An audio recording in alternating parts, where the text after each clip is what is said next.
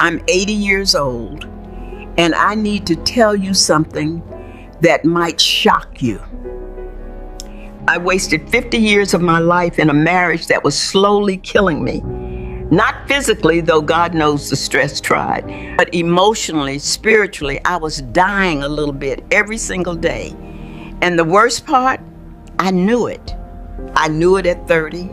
I knew it at 40. I knew it at 50. But I stayed anyway. I finally left him when I was 75 years old. 75, can you imagine? Most people thought I was crazy. After all this time, just stick it out, they told me. He'll be gone soon enough anyway. But I couldn't wait for him to die. I couldn't spend one more year living in that cold, empty house with a man who made me feel invisible. So I left. And let me tell you something that nobody wants to hear. Leaving him was the best decision I ever made. The only regret I have is that I didn't do it 30 years earlier. Let me take you back to the beginning. I met Richard when I was 19. He was 24, handsome, confident, studying to be a lawyer. I was a nursing student, shy, eager to please. He pursued me relentlessly. Flowers, letters, promises. I felt chosen, special, lucky. We married when I was 21. For the first few years, things were fine. Not great, but fine. He worked long hours. I worked at the hospital. We had a small apartment. We had friends. We laughed sometimes. I thought this was what marriage was supposed to be. Then I got pregnant with our first child. That's when everything changed. Richard became distant, critical. Nothing I did was right. The house wasn't clean enough. Dinner wasn't ready on time.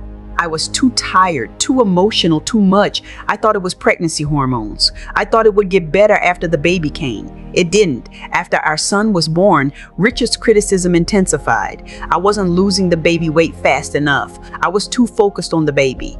I wasn't paying enough attention to him. The house was a mess. I was a mess. I remember standing in our kitchen one night holding our crying baby, and Richard walked in, looked around at the dishes in the sink and said, "What exactly do you do all day?" I should have left then. I was 25 years old, but I didn't. I thought, it's just stress. He's working so hard. I need to try harder, be better, do more. We had 2 more children. 3 kids in 6 years. I quit nursing to stay home full time. Richard said it made more sense financially, and I agreed. I love my children, I did, but I was drowning, exhausted, overwhelmed. And Richard, he came home, criticized whatever he could find, ate dinner, and disappeared into his study. When I tried to talk to him about how lonely I was, how hard the days were, he'd say, "Lonely? You're with the kids all day. I'm the one who's alone in an office."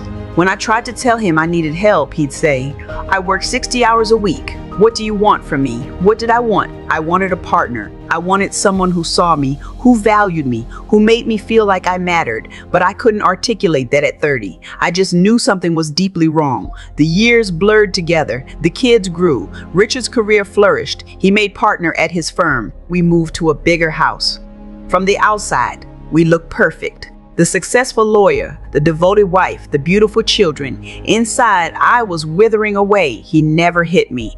Let me be clear about that. There was no physical abuse, but there are other ways to hurt someone, other ways to make them feel worthless. The constant criticism, the cold silences that lasted for days, the way he'd look at me like I was an inconvenience, the way he'd correct me in front of the children, the way he made every decision without consulting me. Because, as he said, I'm the one who earns the money. I tried to talk to my mother about it when I was 38. She said, "All marriages have problems. You have a good life, a beautiful home, security. What more do you want?" I tried to talk to my sister. She said, "Men are just like that. At least he doesn't cheat or drink. Count your blessings." So I did. I counted my blessings: 3 healthy children, a roof over my head, food on the table, no bruises on my body, just the invisible ones on my soul. When I was 42, I seriously considered leaving. The kids were older, more independent. I could go back to nursing. I could support myself. I lay awake at night planning it. But then our middle child, Sarah, started having problems at school. Depression, the therapist said. She needed stability. How could I uproot her life when she was struggling? So I stayed. When I was 50, I thought about it again. The kids were in college. I had more freedom. But Richard's mother got sick, and he was devastated. How could I leave him when he was dealing with that? So I stayed. When I was 55, Our youngest graduated college. I had a moment of clarity. This was it. This was my chance. But then grandchildren started arriving, and I thought, they need me. My daughter needs help. I can't be selfish right now. So I stayed. When I was 60, I went through menopause. Richard treated it like a personal affront to him. My mood swings annoyed him. My hot flashes disrupted his sleep. My changing body disgusted him. He started staying later at work, coming home just to sleep. We lived like roommates, polite strangers sharing a house. I was 65 when I realized we hadn't had a real conversation in years. We talked about the grandchildren, about household maintenance, about his work, but we never talked about us. About feelings, about what we wanted from life, because there was no us. There never really had been. At 68, Richard retired. I thought maybe things would improve, maybe with less stress, more time, we could reconnect. Instead, it got worse. Now he was home all day, criticizing everything I did. How I loaded the dishwasher, how I folded laundry, how I spent my time. He followed me around the house, pointing out flaws, offering unsolicited advice, making me feel incompetent in my own home. I started having panic attacks.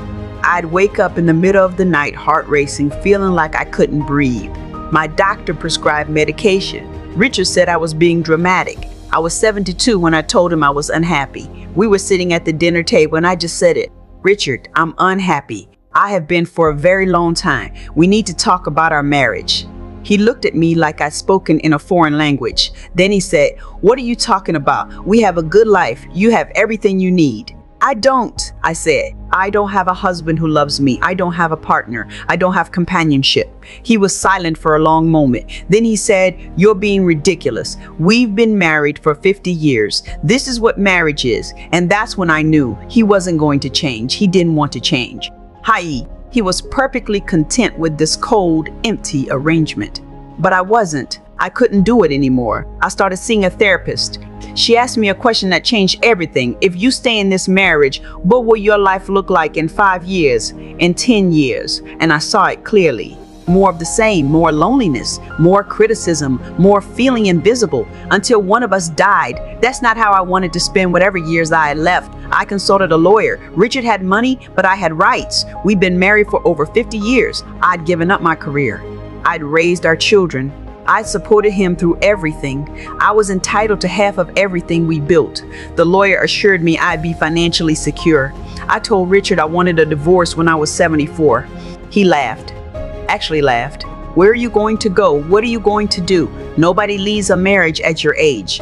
"I am," I said. He didn't believe me. Not until the papers were served. Then he was furious. How dare I, after everything he provided, the house, the lifestyle, the security? I was ungrateful, selfish, crazy. Our children were shocked. Some of them tried to talk me out of it. "Dad's not that bad," they said. "You're used to each other. Think about the grandchildren." But I did think about the grandchildren. I thought about my granddaughters growing up, watching their grandmother live a half life, teaching them that women should accept crumbs and call it a feast.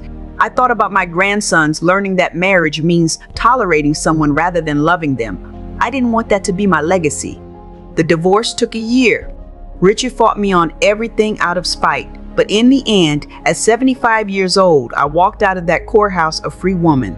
I moved into a small apartment, 1 bedroom, full of light, decorated exactly how I wanted it. I joined a book club. I started taking painting classes. I adopted a cat. I traveled to places I'd always wanted to see: Italy, Greece, Ireland. And you know what I discovered? Joy. Real, genuine joy. I discovered what it felt like to wake up without dread, to make decisions without criticism, to exist without feeling like a burden. I made new friends, real friends who liked me for me, not because I was someone's wife. I even started dating. At 77, I met a man named James at an art gallery. He's 80, a widower, kind, funny, actually interested in what I have to say. We have coffee together. We go to museums. He holds my hand. He tells me I'm beautiful. He treats me like I matter. It's not a grand romance. We're too old for that kind of drama, but it's companionship, real companionship, the kind I never had in 50 years of marriage. I'm 80 now. I've been divorced for 5 years, and these 5 years have been more fulfilling than the entire 5 decades I spent married to Richard. But here's what breaks my heart. I'm 80. I probably have. What, another 10 years if I'm lucky, maybe 15? And I spent 50 years of my one precious life in a marriage that made me miserable. I should have left at 45, at 50, at 55. Every year I stayed was a year I can never get back. A year of joy I sacrificed for what? For security, for appearances, for the kids. My kids are fine. They're adults now, living their own lives. It would have been fine if I left 30 years ago too. So let me tell you what I wish someone had told me when I was 40, when I was 50, when I was 60. Staying in a marriage that makes you unhappy doesn't make you noble. It makes you a martyr to nothing. You get no prize for enduring something that's killing your spirit. No one's going to give you a medal for staying when you should have left. If you're in a marriage where you feel invisible, where you're criticized constantly, where there's no warmth, no respect, no partnership, you don't have to stay. You don't have to wait until the kids are grown. You don't have to wait until retirement. You don't have to wait until you're too old to build a new life. Leave now. Leave while you still have years ahead of you. Leave while you still have energy and health and time to discover who you are outside of that relationship. People will judge you. They will. They'll say you're selfish. They'll say you're giving up too easily. They'll say marriage is hard work. And yes, marriage is work, but it shouldn't be torture. It shouldn't make you feel worthless. It shouldn't steal your joy. You deserve more than just existing next to someone. You deserve actual love, actual partnership. Or if not that, at least peace and autonomy on your own. I look at my life now and I'm happy. Really happy. But I also look at all those years I wasted and I'm angry. I'm angry that I was taught to stay, that I believed my duty was to endure, that I thought leaving would be selfish. Leaving Richard was not selfish. Staying would have been, because I would have spent my final years bitter and resentful, and that bitterness would have poisoned every relationship I had.